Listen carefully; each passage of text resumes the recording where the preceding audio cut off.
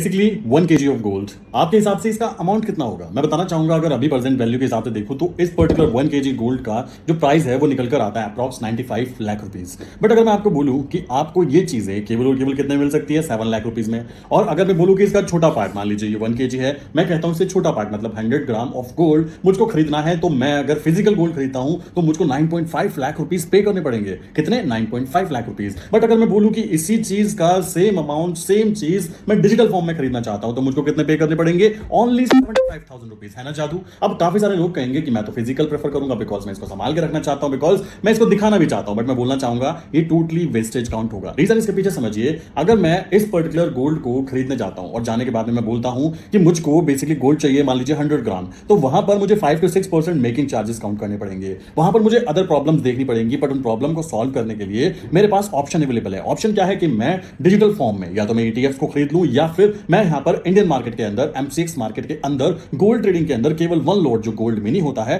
उसको मैं इजीली यहां पर 75,000 रुपीज में इसका मालिक बन जाऊं, जहां पर मुझे कोई मेकिंग चार्जेस नहीं पे करने, जहां पर मुझे कोई भी एक्स्ट्रा अमाउंट पे नहीं करनी है। तो ये ज्यादा बेटर अपॉर्चुनिटी काउंट हुई, या फिर ये ज्यादा अपॉर्चुनिटी काउंट होगी कि मेरे हाथ में फिजिकल गोल्ड होना चाहिए ताकि मैं बोल पाऊं देखो जी मेरे पास में गोल्ड है। अब ये साइकोलॉजिकली गेम हो सकता है, बट मेरे हिसाब से असली जो प्रॉफिटेबल बिजनेस है वो ये है कि आप फिजिकल गोल्ड को ना लेते हुए आप डिजिटल गोल्ड की तरफ जाइए, और डिजिटल गोल्ड आप इंडियन मार्केट में खरीदिए, इंटरनेशनल मार्केट में खरीदिए, कोई फर्क नहीं पड़ता। फर्क पड़ता है तो इस चीज से कि आपने सही जगह पर गोल्ड को खरीदा है या नहीं खरीदा है। अब इसके लिए कि सही जगह पर गोल्ड खरीदे कैसे, देखो मार्केट में ऐसा होता है, मान लीजिए मैं एक व्यापारी हूं, मैंने क्या किया, मैंने 1 kg ऑफ गोल्ड खरीद के रख लिया। अब इस गोल्ड को मान लो मैंने आज खरीदा जब इसका प्राइस चल रहा है $3,300, ठीक है। बट अगर मैं चाहूं इसको एग्जिट करना तो मैं इसको एग्जिट नहीं कर सकता। मैं इसको एग्जिट करने जाऊंगा तो मुझे बहुत ज्यादा तामझाम दिखाने पड़ेंगे। अब इससे बचने के लिए मैं क्या करूंगा, मैं डिजिटल फॉर्म में गोल्ड खरीदने की कोशिश करूंगा और वहां पर अपने प्रॉफिट को जल्द से जल्द बुक करने की कोशिश करूंगा। सोचो आप एक दुकान के मेंबर हो, आप दुकान पे रखते हो गोल्ड को, एंड